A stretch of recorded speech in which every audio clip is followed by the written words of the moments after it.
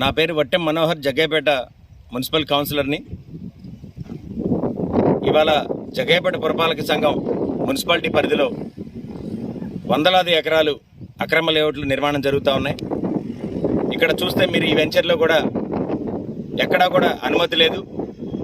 Community site మున్సిపాలిటీకి రావాల్సిన ఆదాయం 10% భూముల్ని మున్సిపాలిటీ అప్పచెప్పి రిజిస్ట్రేషన్ చేయాల్సిన బాధ్యత రియల్ ఎస్టేట్ వెంచర్ల మీద ఉంది.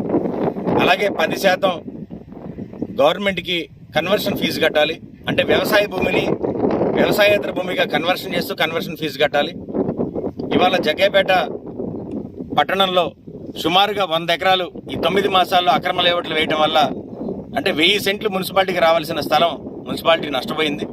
సుమారుగా 20 కోట్లు పైగా ఆస్తి మన మున్సిపాలిటీకి చెందాల్సిన ఆస్తిని ఈ రియల్ ఎస్టేట్ అక్రమ వ్యాపారాల వల్ల జగ్గయ్యపేట పురపాలక సంఘంలోని టౌన్ ప్లానింగ్ అధికారి, మున్సిపల్ కమిషనర్, చైర్మన్ రాఘవేంద్ర, శాసనసభ్యులు అందరూ కూడా దీనికి పూర్తి బాధ్యులు. సమావేశంలో కౌన్సిల్ సభ్యుడిగా అక్రమ లేఅవుట్లను వ్యతిరేకిస్తూ మేము లెటర్లు ఇవ్వడం కానీ దాని మీద ప్రశ్నించడం కానీ జరుగుతూ వచ్చింది.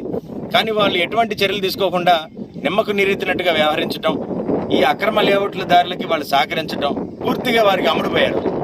దానివల్ల ఈ జగ్గయ్యపేట పట్టణ ప్రజలకి, అమాయక ప్రజలకి నాన్ లేఅవుట్ల ప్లాట్లు అమ్మేసి రేపు వాళ్ళకి సిమెంట్ రోడ్లు రాకుండా, అక్కడ వీధి లైట్లు, కరెంటు స్తంభాలు రాకుండా, బ్యాంకు లోన్లు కూడా రాకుండా ఉండే పరిస్థితి. తెలియక దీని మీద అవగాహన లేక ప్రజలు కొంటా ఉన్నారు. మరి ఇటువంటి వాటిని ప్రభుత్వం ఎంకరేజ్ చేస్తుంది. ఒక పక్క మున్సిపల్ మంత్రి నారాయణ గారు విజయవాడ నుంచి ఆయన లైవ్లో ప్రెస్ మీట్లో చెబుతాడు, పట్టణాల్లో అక్రమ లేఅవుట్లు వేయొద్దు,